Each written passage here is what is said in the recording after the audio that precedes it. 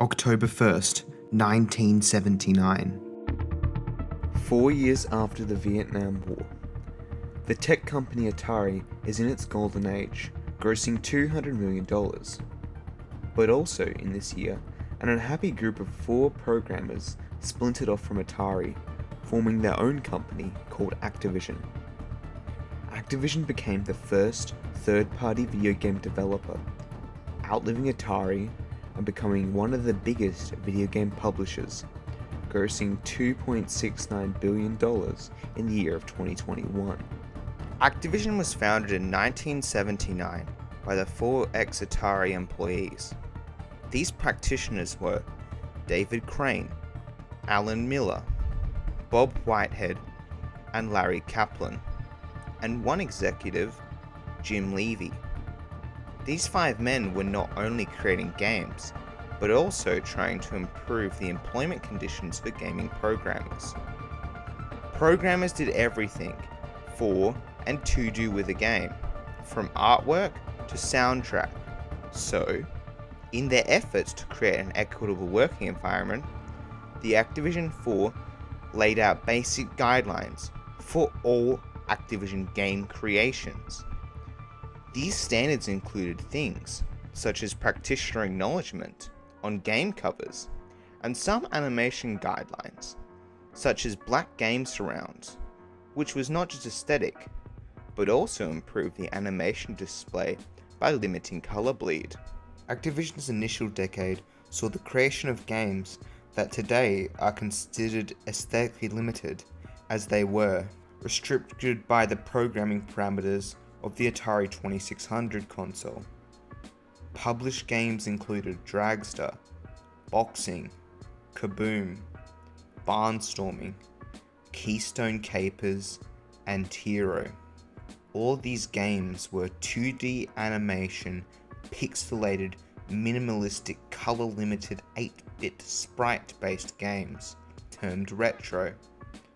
But each of these games provided something aesthetically unique, from the animation feat presented as the Activision Sunset in Barnstorming, created by practitioner Stephen Cartwright, to use of visual icons to relay character attributes and backstory in the game Keystone Capers, created by practitioner Gary Kitchen, or the multi-layered sprites displayed in the action game Kaboom that were coded in by practitioner Dave Crane. Towards the end of 1990, Activision's in-house creative atmosphere changed.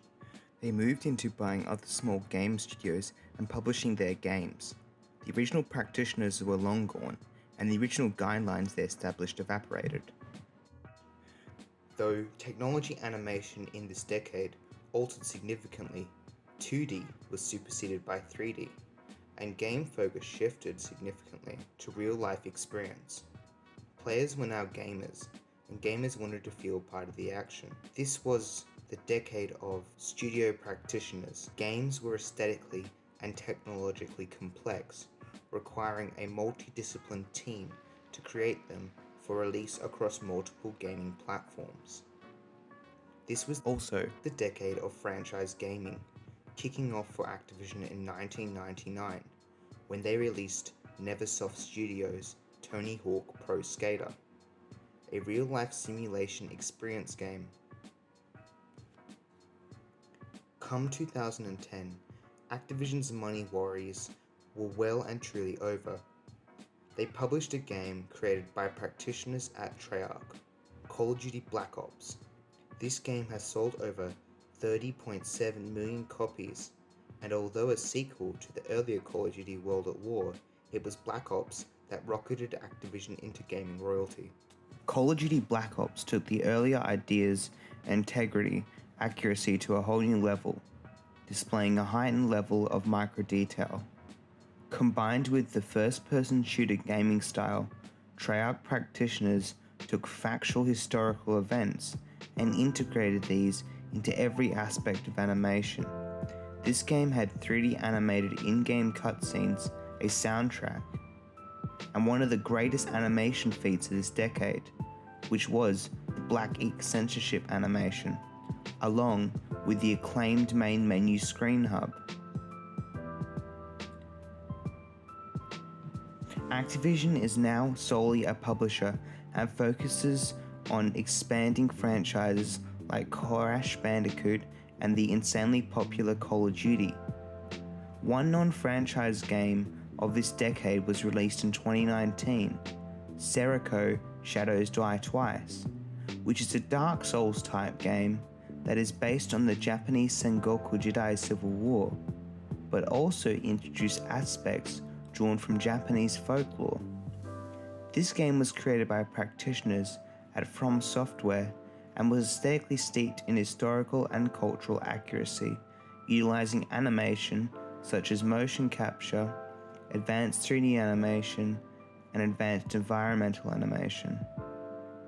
The final game I'm presenting is a fitting end game to the Activision animation story.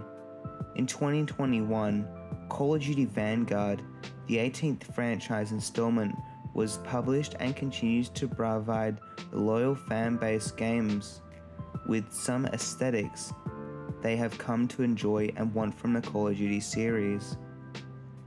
Over the decades since its creation, Activision has both created and published some amazing memorable examples of animation.